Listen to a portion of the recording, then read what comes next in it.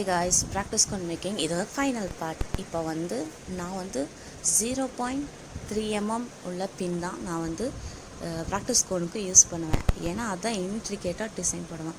நம்ம வந்து ஷீட்ஸை வந்து ரோல் பண்ணிக்கலாம். வித் திஸ் இந்த பின்னை வந்து கரெக்டாக வச்சு டைட் பண்ணி நம்ம ரோல் பண்ணிக்கலாம்.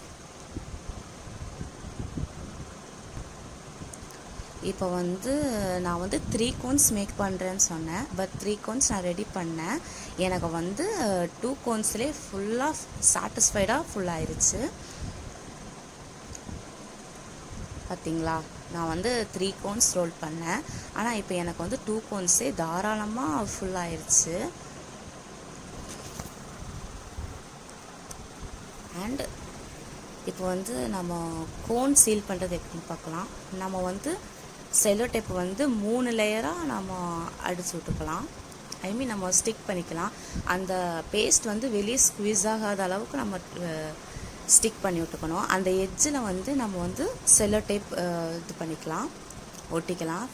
கீழேருந்து பேஸ்ட் வெளியே வராமல் இருக்க நான் வந்து 2 தடவை ட்விஸ்ட் பண்ணி 2 தடவை மடக்கிட்டு அதுக்கப்புறம் டைட்டாக நான் வந்து சீல் பண்ணிக்கிறேன். இந்த சைட்லேருந்து right to left to right வந்து நான் டைட் பண்ணிக்குவேன்.